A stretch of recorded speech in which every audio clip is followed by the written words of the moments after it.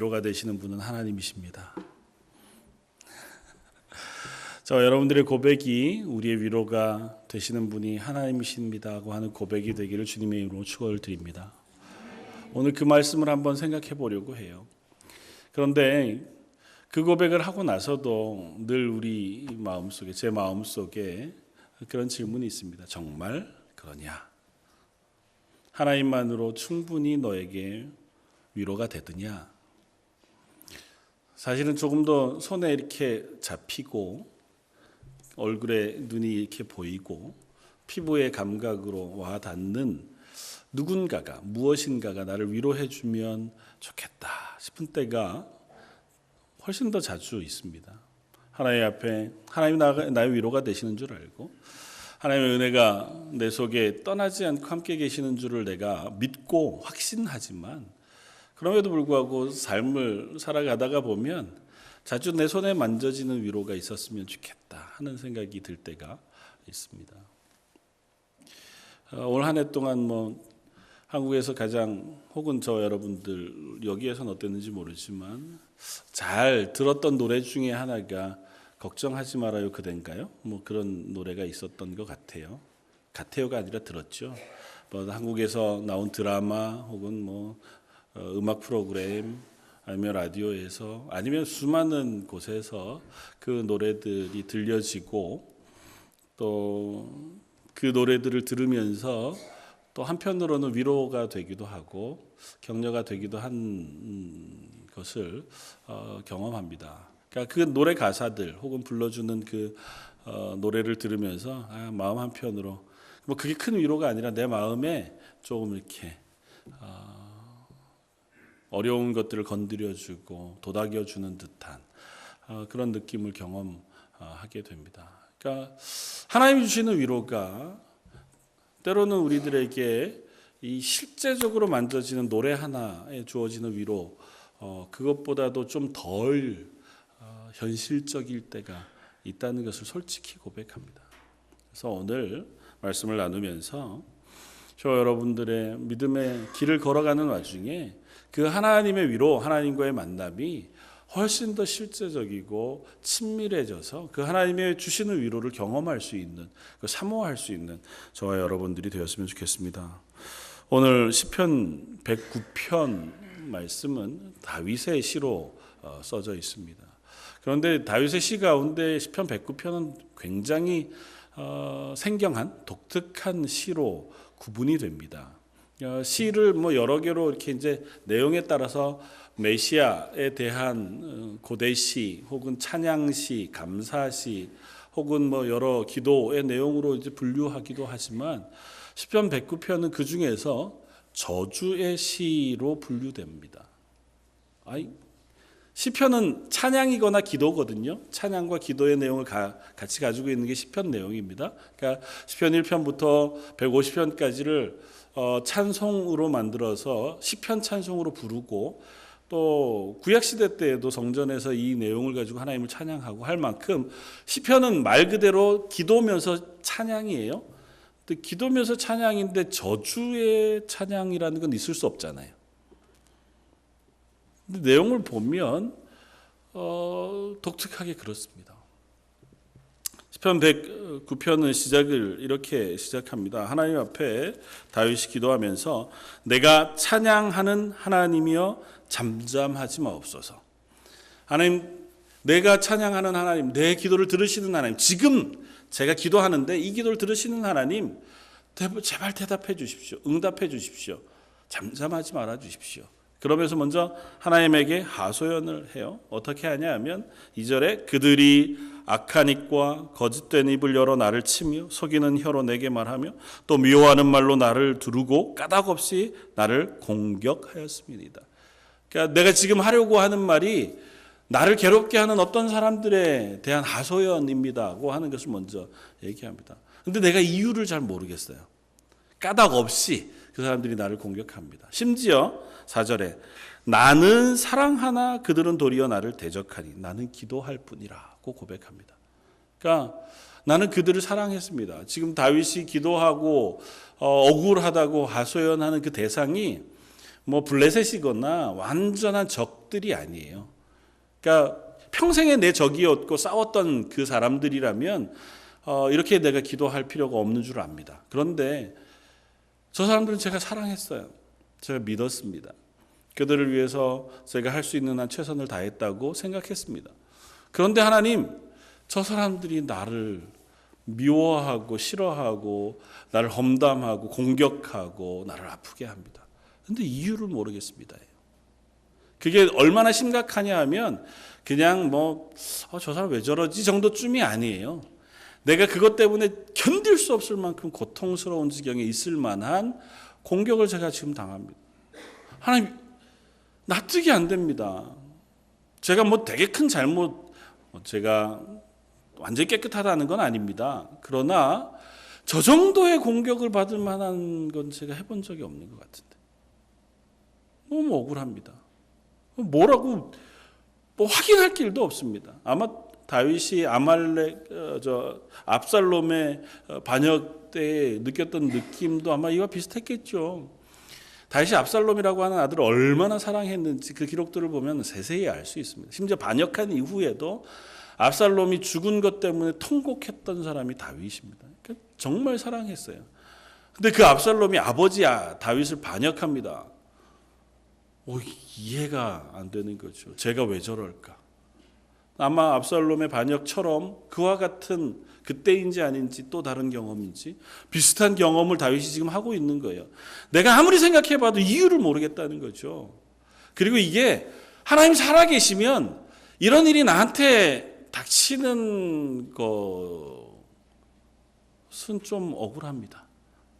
제가 하나님 앞에 신앙생활 잘 하려고 했고 믿음으로 잘 서려고 했는데 왜 내 인생에 이런 납득할 수 없는, 이해할 수 없는, 내가 어그리할 수 없는, 제가 잘못해서 당하는 거야 어쩔 수 없지만 이건 그것도 아닌 것 같은데 나한테 이런 일이 일어나는 것이 너무너무 답답합니다. 물론 기도회 때 여기까지는 토로할 수 있어요. 그 다음에 보면 6절 이하로는 아주 정난하게 하나님 앞에 그 감정을 토로합니다. 악인이 그를 다스리게 하시며 사탄이 그의 오른쪽에 서게 하소서. 그가 심판을 받을 때 죄인이 되어 나오게 하시며 그의 기도가 죄로 변하게 하시며 그의 연수를 짧게 하시며 그의 직분을 타인에게 빼앗게 하시고 그의 자녀는 고아가 되고 그의 아내는 과부가 되게, 심지어 그 자녀들은 유리하고 구걸하고 그들의 황폐한 집을 떠나 빌어먹게 하소서. 계속해서 똑같은 비슷한 더 심한 그 기도가 이어집니다. 그러니까 하나님 앞에 내가 정말 억울합니다 에서 그치지 않고 저 나쁜 인간을 하나님 좀 벌해 주십시오. 근데 그 벌을 그냥 하나님께서 알아서 해 주십시오 이러지 않고 내가 할 수 있는 감정을 다 끌어서 얘기해요. 빨리 죽었으면 좋겠습니다. 저 건강한 거 보기 싫습니다. 저 사람뿐만 아니라 저 사람 자식까지 그냥 다 거지가 돼서 쫓겨나가지고 길거리를 배회하고 구걸하고 이렇게 됐으면 좋겠습니다. 하나님 그렇게 해주십시오. 사람들이 저 사람을 미워하고 저 사람이 더 큰 심판 가운데 악함 가운데 놓여서 그야말로 절망 가운데 놓였으면 좋겠습니다. 시편에 종종 그런 시들을 발견할 수 있습니다. 다윗이 이렇게 토로합니다. 이 시를 우리가 읽으면서 의아합니다. 성경 안에 왜 이런 시들을 그대로 기록해 놓았을까?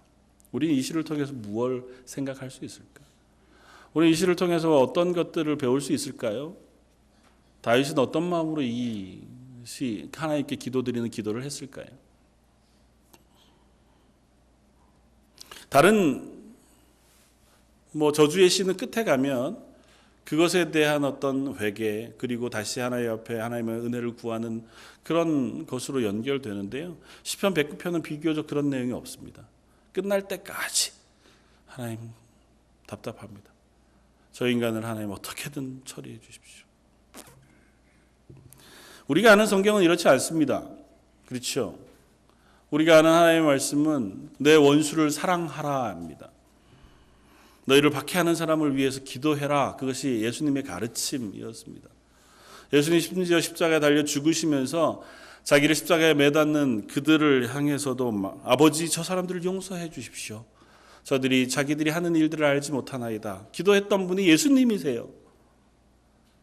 예수님을 만났던 사도 바울은 교회들을 향하여 권면하기를 이렇게 권면합니다. 내 사랑하는 자들아, 너희가 친히 원수 갖지 말고 하나님의 진노하심에 맡기라. 기록되었으되 원수 갚는 것이 내게 있으니 내가 갚으리라고 주께서 말씀하시니라. 로마서 12장 19절에 신약 성경의 수많은 곳에서 똑같은 얘기들을 해요. 결코 너를 괴롭게 하는 사람을 원수 갚거나 아니면 그를 위하여 저주하면서 기도해라고 하는 내용이 없습니다. 신약만 그러냐? 구약에도 그렇습니다. 구약에도 동일하게 우리들에게 같은 말을 우리들에게 전해줘요. 하나님께서 말씀을 율법을 이스라엘에게 주시면서 그들에게 명령하신 내용이 이렇습니다. 레위기 19장 17절 18절 너는 내 형제를 마음으로 미워하지 말며 내 이웃을 반드시 견책하라. 그러면 내가 그에 대하여 죄를 담당하지 아니하리라. 원수를 갚지 말며 동포를 원망하지 말며 내 이웃 사랑하기를 내 자신과 같이 사랑하라. 나는 여호와니라. 그러니까 성경이 처음부터 끝까지 가르치고 있는 바는 이거예요. 원수를 미워하지 마라. 저주하지 마라. 사랑해라. 그 원수는 내가 갚아주마. 너희는 그 원수 갚는 일을 하지 마라. 근데 다윗은 하나님 앞에 기도하기를 하나님 원수 갚아주십시오. 정말 싫습니다. 정말 제가 저 인간이 정말 망하는 걸 보지 않고는 제 감정이 위로가 될 것 같지 않습니다. 하나님 앞에 그렇게 기도해요. 많은 분들이 시편 109편과 같은 저주의 시들 여러 편 있거든요. 꼭 여기만 있는 것이 아니라 예레미야 선지자도 하나님 앞에 그렇게 기도해요. 예레미야서 18장 21절 이하에 보면 그러하온즉 그들의 자녀를 기근에 내어주시며 그들이 칼의 세력에 넘기고 그들의 아내들은 자녀를 잃고 과부가 되며 그 장정은 죽음을 당하여 그 청년은 전장에서 칼을 맞게 하시고 주께서 군대로 갑자기 그들에게 이르게 하사 그들의 집에서 부르짖음이 들리게 하옵소서. 이는 그들이 나를 잡으려고 구덩이를 팠고 내 발을 빠뜨리려고 올무를 놓았음이니이다. 예레미야가 하나님 앞에 기도하면서 내가 당하는 이 고난이 너무 억울합니다. 하나님 저들을 하나님께서 징계해 주십시오 하면서 기도하는 기도가 이 기도의 내용이에요. 그러니까 구약에 종종 이런 기도들이 나옵니다. 어떻게 이걸 이해해야 할까? 그래서 어떤 분들은 구약적인 상황에서 이해해야 한다.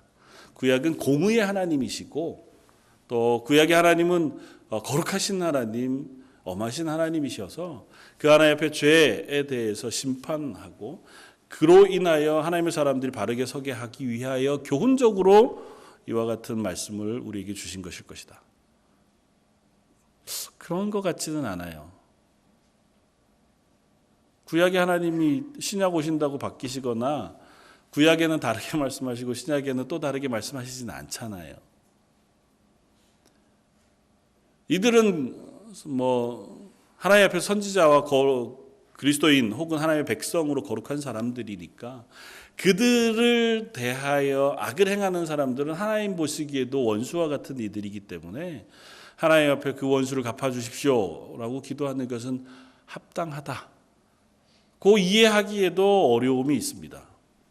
왜냐하면 하나님은 온 세상 모든 만물을 사랑하시고 그들을 긍휼히 여기시며 그들이 회개하고 돌아오길 기뻐하신다고 분명히 얘기하는데 하나님 안 믿는 백성 혹은 하나님의 백성의 원수가 되는 이들이라고 해서 이와 같은 일들을 이야기하기에는 좀 어려움이 있습니다.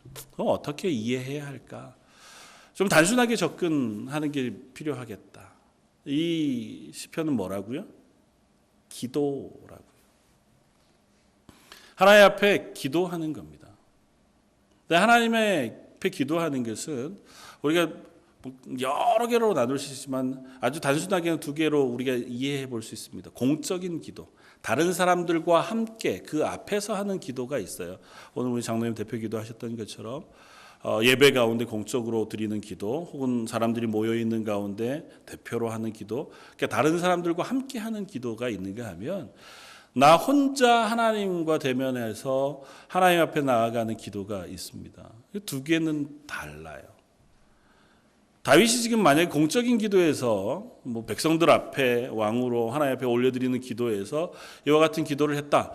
그럴 수는 없을 겁니다. 뭐 그것이 선하고 뭐 바르거나 좋아 보이지는 않습니다. 그러나 만약에 내가 나의 문제를 가지고 하나님 앞에 개인적으로 나아가는 것이라면 우리가 조금 더 친밀한 하나님 앞에 솔직하게 나아갈 필요가 있겠다. 그렇게 이해하면 이 기도를 이해할 수 있습니다. 여러분들 하나님 앞에 기도할 때 어떻게 기도하십니까? 저는 태어나서부터 교회에서 태어났습니다. 교회 울타리를 벗어나 본 적이 없어요. 교회 울타리에서 조금이라도 떨어져서 살기 시작한 게 제 군대 제대하고 나서였습니다. 그러니까 그러고 나서는 조금 있다가 또 목사가 돼가지고요.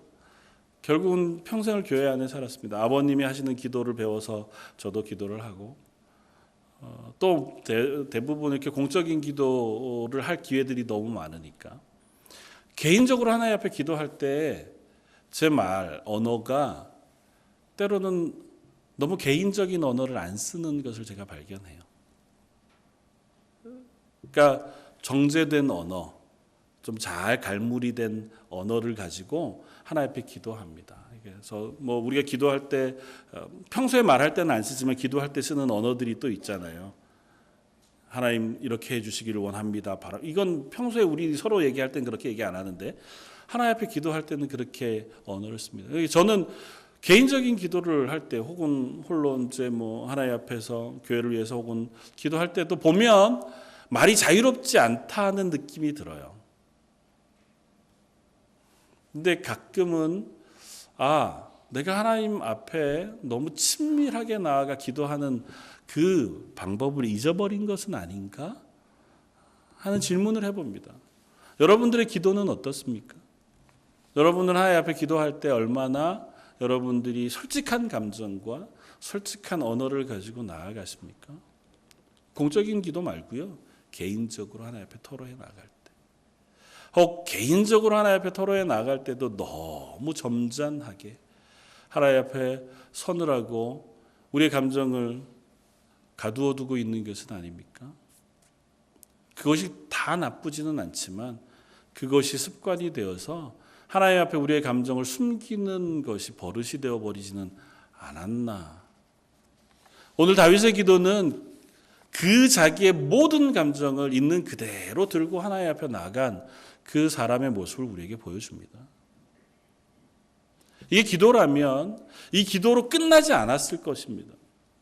기도의 중간이었을 거예요. 그 인생 가운데 하나님 앞에 드리는 기도가 매일 이와 같았다. 그러면 문제가 있죠. 그러나 다윗의 인생 우리가 잘 알지 않습니까? 다윗이 이와 같이 기도하였을지라도 이후에 그가 하나님 앞에 또다시 스스로 다 바로 서고 또 그들에게 긍휼을 베풀고 용서하는 삶을 살았던 것을 우리가 분명히 압니다. 그랬기에 그가 가장 감정적으로 혹은 삶 속에 고독하고 외롭고 힘겹고 지쳤을 때에 나와 하나님께 드린 이 기도의 내용을 우리는 이해할 수 있습니다. 적어도 다윗은 하나님 앞에 숨김없이 나아갈 수 있었던 사람이었던 것 같아요. 자기의 말들, 때로는 거칠고 정제되지 않은 언어지만 그렇게라도 하나님 앞에 토로하고 싶은 마음이 이 다윗에게는 있었던 것이고 그 마음을 솔직히 받으시는 하나님 앞에 나아갈 수 있었던 사람이 다윗이었습니다. 그건 정말 하나님과 다윗의 관계가 친밀했기에 가능하다 생각이 돼요. 저 여러분들이 하나님 앞에서 정말 친밀할 수 있다면 우리 조금 더 솔직한 언어로 하나님 앞에 나아갈 수 있으리라고 믿습니다. 사랑하는 성도 여러분 얼마나 기도하십니까? 언제 기도하십니까? 기도하실 때 여러분들의 언어는 어떠십니까? 하나님 앞에 나아가서 기도하는 우리들의 기도와 내용 그리고 그 관계가 혹 공식적인 자리에 나와서 공식적으로 대면하고 보고하고 명령을 듣는 상사와 부하 직원의 관계 혹은 윗사람과 아랫사람의 관계 조금 더 멀리는 높은 분과 낮은 우리의 관계 혹 그것을 못 벗어나고 있지는 않나 한번 점검해 봤으면 좋겠어요. 예배 자리에 나오면 우리가 하나님 앞에 기도합니다. 그리고 요 관계 안에서는 하나님 앞에 우리가 신실해요. 그런데 이 관계가 끝나고 나면 다른 곳에서는 우리가 하나님을 기억하지 못합니다. 왜냐하면 하나님과 친밀하지 않으니까요. 하나님 여기 계신 분이세요. 우리가 예배할 때 계시고 예배를 들으세요. 그래서 그 하나님 앞에 나오면 우리가 마음을 준비하고 나와서 기도하고 찬양하면서 하나님을 만나고 하나님의 은혜를 구해요. 그런데 자주 못 만나니까 그 하나님 나에게 가까운 분이 아니니까 좀 정제된 언어로 좀 잘 하나님 앞에 나아가서 기도하고 그리고 나면 그 하나님과의 관계가 조금은 멀어집니다. 개인적으로 살 때는 그냥 내 삶을 사는 거죠. 하나님과 우리의 관계가 친밀해지면 우리는 조금 더 달라질 수 있을 겁니다. 내 개인적인 삶 속에서도 그 하나님을 찾게 되고 그 하나님을 기억하게 될 겁니다. 내가 답답하고 괴로운 상황 속에 놓여지면 제일 먼저 하소연하고 싶은 데가 하나님의 품이여야 되지 않겠습니까? 제일 답답할 때 생각나는 사람 보통 엄마잖아요. 제일 힘겨울 때 내가 토로하고 싶은 분이 하나님일 수 있었으면 좋겠습니다. 하나님은 우리에게 귀를 여시고 우리의 기도를 들으시마 말씀하시거든요. 우리가 어떻게 말해도 그 말의 진의를 아시는 분이 하나님이시라고 말씀하세요. 기도는 결코 제가 자주 이런 말씀을 드렸어요. 기도는 결코 내 상황을 하나님 모르시기 때문에 내 상황을 조목조목 하나님 앞에 설명드리기 위해서 하는 것이 아니라고요. 기도는 하나님과 나 사이의 관계를 확인하는 자리예요. 그 하나님이 내 하나님이 되시고 나의 하나님 되시는 그 하나님 앞에 나는 그의 백성, 그의 자녀로 나아가 만나는 자리, 그 관계를 확인하는 자리가 기도라고요. 그러니까 하나님 우리의 형편을 모르시지 않습니다. 우리의 감정 상태를 모르시지 않아요. 내가 뭐 때문에 괴로워하는지 뭐 때문에 외로워하는지 나보다 더 나를 잘 아시는 하나님, 우리가 그렇게 찬양하잖아요. 하나님 나보다 나를 훨씬 더 잘 아세요. 그럼에도 불구하고 우리가 기도하는 것은 그 기도의 자리를 통해서 하나님과 우리 사이의 관계를 확인하는 겁니다. 하나님, 제가 이렇게 어렵습니다. 내 마음을 좀 알아줬으면. 여러분들 삶을 살아가시다가 정말 힘들고 우울해지면 무엇을 찾으십니까? 우리 하나님 앞에서 기도해야 한다는 것도 알고 하나님이 나 위로가 된다는 것도 알지만 실제적으로는 사실은 우리를 위로할 만한 또 다른 것들을 자꾸 찾으려고도 합니다. 막 온몸에 땀이 흠뻑 날 때까지 운동하면 그러면 내 마음속에 이제 그 답답한 것들이 좀 털어져 나가는 것 같고, 아니면 누군가를 만나가지고 막 한없이 수다를 막 떨고 맛있는 것을 막 배가 터질 때까지 먹고 나면 배 터질 때까지 먹으면 안 되겠군요. 기분이 나쁘더라고요. 많이 먹으면. 그러니까 맛있는 걸 먹고 나면 조금 뭐 감정이 좀 편안해지는 것 같고 위로가 되는 것 같고, 안 되면 막 욕을 어디다가 되게 막 하고 나면 그럼 좀 괜찮은 것 같기도 하고, 그것도 정 안 되면 며칠 동안 여행을 어딘가 가가지고 나 모르는 사람들이 있는데 내 마음대로 막 살다가 한번 돌아오고 나면 다시 이제 현실 앞에 설 수 있을 것 같은 힘이 생기기도 하고. 필요합니다. 좋습니다. 그러나 그것이 하나님을 대체하지는 못한다는 사실을 우리가 알기를 바랍니다. 그것보다 그것 뒤에라도, 그것 먼저라도 하나님 앞에 나아가서 우리의 감정을 다 토로하고 하나님의 은혜를 구하고 하나님 앞에 내 마음을 다 보여드릴 수 있는, 그래서 그 하나님이 내 마음을 위로해 주는 그런 경험들을 할 수 있는 저 여러분들의 믿음의 삶이시기를 주님의 이름으로 축원을 드립니다. 하나님 분명히 말씀하세요. 난 너의 하나님이 된다고 말씀하세요. 나는 너의 아버지가 된다고 말씀하시고 나는 너의 마음을 안다고 말씀하세요. 하나님 우리를 위로하실 수 있는 분이라고 분명히 말씀하십니다. 제가 참 좋아하는 말씀 가운데 히브리서 4장 15절 16절 말씀을 참 좋아합니다. 우리에게 대제사장은 우리의 연약함을 동정하지 못하실 리가 아니요 우리의 모든 일에 우리와 똑같이 시험을 받으신 자로되 죄는 없으심. 그러므로 우리는 긍휼하심을 받고 때를 따라 돕는 은혜를 얻기 위하여 은혜의 보좌 앞에 담대히 나아갈 것이라. 하나님은 우리의 아픔과 연약함을 동정하지 못하실 분이 아니라고 말씀하세요. 마음을 아시는 분이시라고 말씀하세요. 내가 이처럼 막 입에 거품을 물고 막 저주의 말을 내뱉을 만한 상황에 몰려 있다는 사실을 하나님 아신다는 거고, 그리고 내가 그렇게 하는 말, 그 마음을 하나님께서 아신다는 거예요. 그 하나님의 은혜 보좌 앞에 담대히 나오기만 하면 하나님께서 그 말을 들어주시겠다는 겁니다. 하나님이 지혜롭게 우리를 선하신 방향으로 인도하시지만 우리 그 하나님과 친밀한 관계를 맺고 누리지 않으면 그 하나님이 조금은 멀리 계신 하나님이 되어져 버리고 말겠다 생각이 되었습니다. 지난주에 집에서 이제 아이들 학교 갔다 와서 저녁 먹고 나서 가만 앉았는데 저희 딸이 저희 아내를 데리고 영상 하나를 보여주더라고요. 저는 이제 옆에 있었으니까 소리만 들었는데요.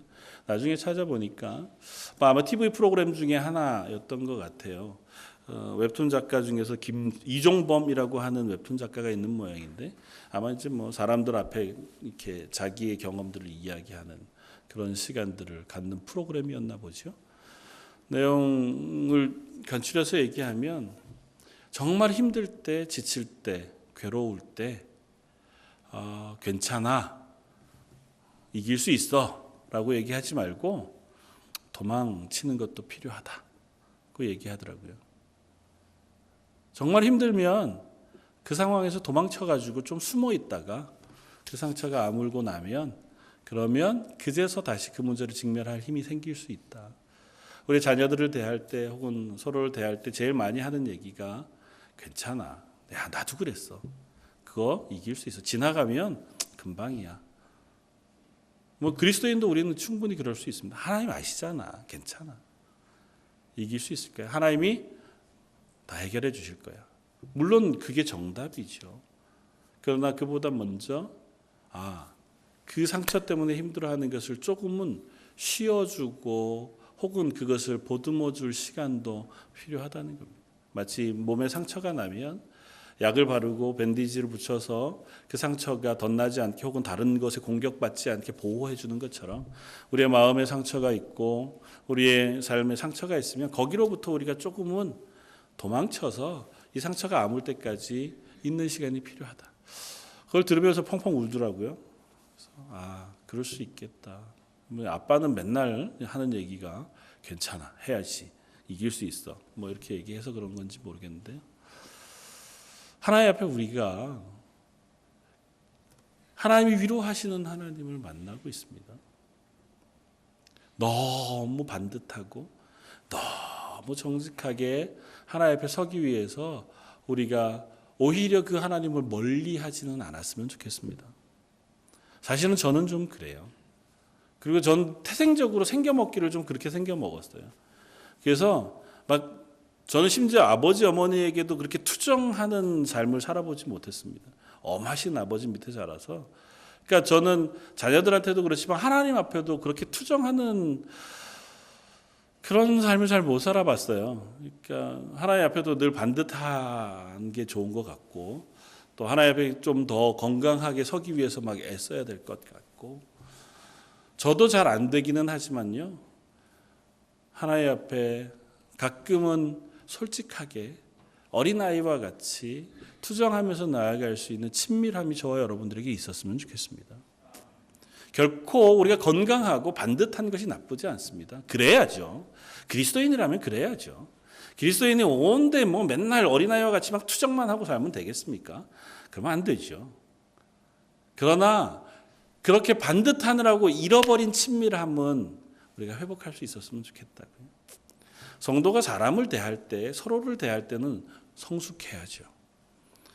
누가 나를 기분 나쁘게 한다 그래서 확 승질을 확 내고 그렇게 하는 것만이 능사는 아닐 겁니다. 그러나 하나님 앞에는 좀 달라요. 하나님 앞에조차 체면 차리고 반듯하고 그러느라고 그 하나님이 너무 멀어지지는 않았으면 좋겠다고 생각이 되어집니다. 저에게 위로를 주는 말씀 가운데 하박국 선지자의 말씀을 우리는 잘 압니다. 하박국 선지자가 하나님 앞에 기도합니다. 하박국 1장 2절 여호와여 내가 부르짖어도 주께서 듣지 아니하시니 어느 때까지리이까. 내가 강포로 말미암아 외쳐도 주께서 구원하지 아니하시나이까. 어찌하여 내게 죄악을 보게 하시며 패역을 눈으로 보게 하시나이까. 겁탈과 강포가 내 앞에 있고 변론과 분쟁이 일어났나이다. 하나님, 하박국 선지자는 개인적인 거라기보다는 사회적인 그리고 나라에 대한 것 때문에 하나님 앞에 토로하며 얘기합니다. 하나님, 왜 이런 일이 일어납니까? 제가 납득이 안 됩니다. 그것 때문에 내가 답답하고 힘겹고 어렵습니다. 그래서 하나님 앞에 이 기도를 드리고 나서는 당돌하게 표현이 좀 그렇지만 하나님 앞에 그냥 뻗대면서 기도하기를 이렇게 기도해요. 내가 파수하는 곳에 서면 성루에 서리라. 그가 내게 무엇라 말씀하실는지 기다리고 바라보며 나의 질문에 대해 어떻게 대답하실는지 보리라. 간단하게 얘기하면 하나님 대답할 때까지 내가 여기 있겠습니다. 말씀 안 해주시면 저 여기서 안 내려가겠습니다. 쉽게 얘기하면 하나님 제가 궁금하고 답답하고 힘겨운데 이거 대답 안 해주면 나 밥 안 먹을 겁니다. 뭐 내가 죽든지 하나님 대답하시는 둘 중에 하나 하십시오. 하박국 선지자의 얘기는 이거예요. 하나님 말씀하시는데 그 말씀을 더 못 알아듣겠다는 거잖아요. 그건 더 이해가 안 됩니다. 어떻게 악이 선을 누르고 선에 잘못한 것을 악한 세력이 하나님의 백성을 괴롭게 하고 심판하는 도구로 쓰일 수 있습니까? 난 납득이 안 됩니다. 내가 납득될 때까지 얘기해 주십시오. 어떻게 보면 말을 어투는 좀 다를지 몰라도 다윗이 하나님 앞에 기도하는 것처럼 하박국 선지자도 하나님께 기도합니다. 솔직하게 하는 거죠. 못 믿겠습니다. 제가 견디겠습니다. 저를 좀 이해시켜 주십시오. 납득시켜 주십시오. 하나님 하박국 선지자에게 말씀하셔서 결국은 그로 하여금 하나님의 은혜 가운데 서게 하시는데요. 하박국 선지자가 깨어질 때까지 하나님께서 그를 이끌어 가십니다. 하나님 앞에 고백하기 전에 하박국 선지자가 하나님의 말씀을 듣고 그렇게 고백해요. 내가 두려워 떠는데 내 속에 장기들이 다 녹아 없어지는 것 같이 두려워 떨었다고 고백합니다. 내가 하나님 앞에 괜히 까불었다가 이렇게 됐구나 싶은 자리까지 하나님께서 하박국을 끌어가세요. 그리고 나서 하나님의 음성을 듣고 하나님의 뜻을 깨달아 아는 자리로 그를 인도해 가십니다. 그래서 우리가 잘 아는 것처럼 무화과 나무 잎이 무성하지 못하고 포도나무에 소출이 없고 열매가 없고 감람나무에 소출이 없고 우리의 양떼도 외양간에 송아지도 없을지라도 나는 여호와 하나님으로 인하여 즐거워하고 기뻐할 것이라고 고백하는 고백을 하게 되어집니다. 저 여러분들도 그 자리까지 나아가기 위해서 어쩌면 그 먼저 하나님 앞에 솔직하게 나아가고 그 하나님 앞에 온전하게 그 하나님의 음성을 듣는 과정들이 필요할지 모릅니다. 너무 공식적으로 점잖고 또 그 앞에 우리가 내 체면을 차리느라고 하나님의 말씀도 좀 멀리서 듣고 그 말씀을 그냥 이해하는 정도쯤으로 끝난다면 물론 그 하나님의 말씀을 알지요. 믿습니다. 그리고 그 믿음으로 살아갑니다. 그런데 친밀해진 그 위로는 우리가 잘 경험하지 못할지도 몰라요.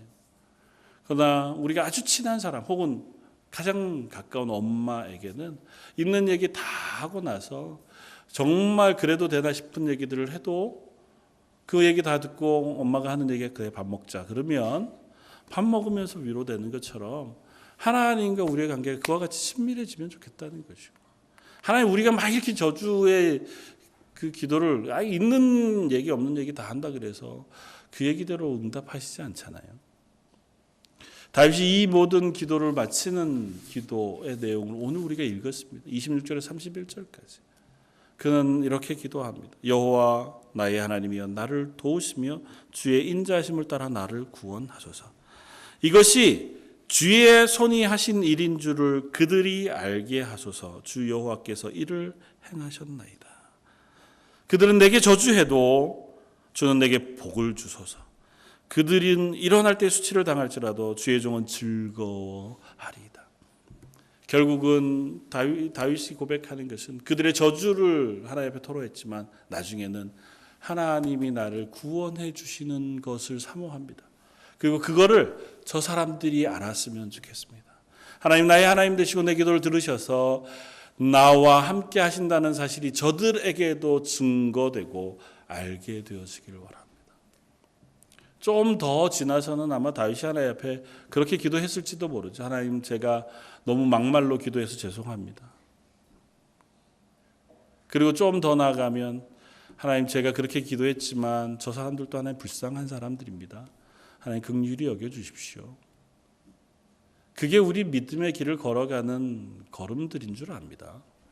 저의 마음이 상하고 아플 때 때로는 하나님 앞에 쪼르륵 달려가서 막 있는 없는 그 이야기를 다 하고 나면 그러고 나면 좀 죄송하잖아요. 그러고 나면 하나님 제가 좀 너무 하나님 앞에 연약했습니다. 제게 은혜를 주시면 좀 더 건강할 수 있을 것 같습니다. 하나님 저 사람 내가 너무너무 밉지만 저 사람도 하나님 사랑하시는 사람이니 하나님 저 사람 하나님의 믿음 안에 세워주십시오. 처음부터 어떻게 그렇게 하겠어요? 처음부터 그렇게 강하고 믿음에 담대한 사람이기가 어렵습니다. 오늘 말씀을 마치면서 저와 여러분들이 하나님 앞에 솔직하게 설 수 있는 사람들이었으면 좋겠습니다. 언제든 어느 곳에서든 우리의 기도를 들으시는 하나님이신 줄 믿습니다. 답답할 때 그저 내 방문 하나 문은 꼭 닫고 그 자리에 앉아서 뭐 통곡을 하시든 뭐 막 화를 내시든 하나님 앞에 나아갈 수 있는 여러분들이었으면 좋겠습니다. 나를 위로해 줄 무엇인가를 찾기 전에 먼저 그 자리에서 눈 감고 하나님 정말 힘듭니다. 내 마음을 하나님 앞에 내려놓으실 수 있는 여러분들이었으면 좋겠습니다. 그리고 가능하다면 우리가 시간을 정하고 장소를 정해서 기도하는 것이 중요합니다. 우리 연약하거든요. 저도 길 가면서 기도할 수 있고 혹은 골방에서 기도할 수 있고 혹은 내가 일하는 자리에서 기도할 수 있다고 믿지만 그러나 늘 그렇게 되기보다는 자주 잊어먹게 되고 형식적이 되어질 때가 많아요. 그래서 따로 시간을 정하고 장소를 정해놓고 무릎을 꿇고 하나님 앞에 앉으면 훨씬 더 우리가 깊이 하나님을 묵상하면서 기도할 수 있는 자리에 서게 되어줄 줄 믿습니다. 그 시간 놓치지 마시고 우리가 신앙생활하는 동안 그 하나님 친밀하게 만나지고 그 하나님 앞에 모든 것들을 내려놓고 그 하나님을 통하여 위로받을 수 있는 저와 여러분들도 있기를 주님의 이름으로 부탁을 드립니다. 다시 한번 기도하겠습니다. 이 시간 한번 말씀을 생각하면서 한번 기도하면 좋겠는데요. 어떤 기도라도 하나님 앞에 이 시간 한번 같이 하면 좋겠습니다. 가정에 있는 기도의 제목이든 내 개인의 기도의 제목이든 아니면 우리 신앙의 고백이든 우리 교회를 위한 기도의 제목이든 솔직하게 하나님 앞에 토로하고 옆에 있는 사람들 신경 쓰지 마시고 소리를 좀 내서 우리 힘있게 한번 같이 기도하면 좋겠습니다. 우리 같이 한번 기도하시겠습니다. 사랑하여 풍성하신 하나님, 이 시간 저희와 영원한 앞에 나와서 예배하게 하시고 하나님의 말씀을 듣게 하시니 감사합니다. 아버지 하나님, 저희들이 하나님의 사람으로 부르심을 받고 하나님의 귀한 자리에 서서 예배하고 하나님을 향하여 나아가 우리를 향하여 위로하시고 긍휼 베푸시는 하나님 앞에 서게 하시니 감사합니다. 그러나 얼마나 자주 저희들이 하나님 앞에 설 때에 때로는 아버지 하나님 우리의 감정을 숨기고 또 그 하나님을 친밀하게 누리지 못하고 그저 형식적으로 혹은 아버지 하나님이여 우리의 체면치를 하면서 하나님 앞에 설 때가 많이 있었는지요. 아버지 저희를 긍휼히 여겨주시고 이제는 그곳에서 아버지 하나님을 향하여 더 친밀하게 더 솔직하게 나아가 하나님으로부터 위로를 받고 하나님으로부터 은혜를 경험하는 그와 같은 하나님의 사람들 되게 하여 주옵소서. 여기 보이는 하나님의 사람들 그들이 기도할 때마다 하나님께서 그들에게 찾아가 주시고 그들의 심령 밑에 깊숙한 곳에 있는 그 기도의 제목을 들어주시며 그들의 아버지 통곡하는 기도, 안타까운 기도에 응답하여 주셔서 그들의 아버지 하나님이여 이 땅 가운데 그리스도인으로 하나님의 위로를 통하여 하나님의 은혜를 통하여 살아갈 수 있는 하루하루가 되게 하여 주옵소서. 아버지 하나님, 하나님께 시도자의 기도를 들어주시는 말씀하여 주셨사오니 모여 기도하는 이들에게 아버지 기도의 자리를 성령에게 가시고 그 기도의 자리를 친밀히 누리며 그로 인하여 하나님의 사람을 하나님의 백성으로 살아갈 수 있는 귀한 역사와 은혜들을 허락하여 주옵소서. 보이지 모든 이들에게 하나님의 은혜 충만하며 들어갈 것을 원하고 오늘 말씀의 힘으로 기도드립니다.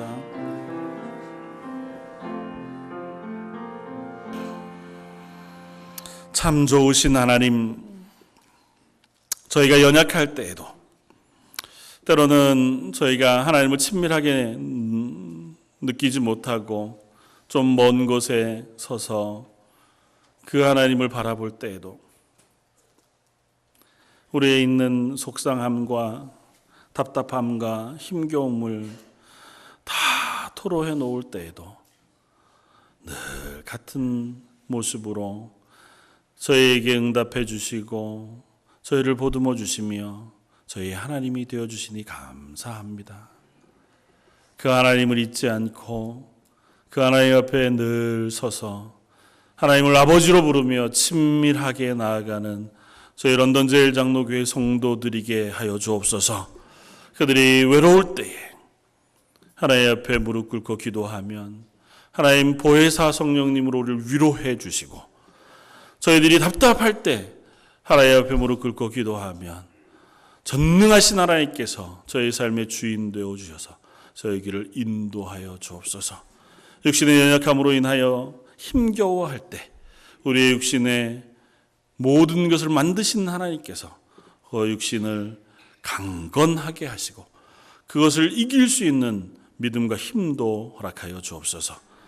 예배를 받으신 하나님께서 예배 참여한 모든 이들의 기도에 응답해 주시기를 원하옵고 모든 말씀 예수님 이름으로 기도드립니다. 아멘.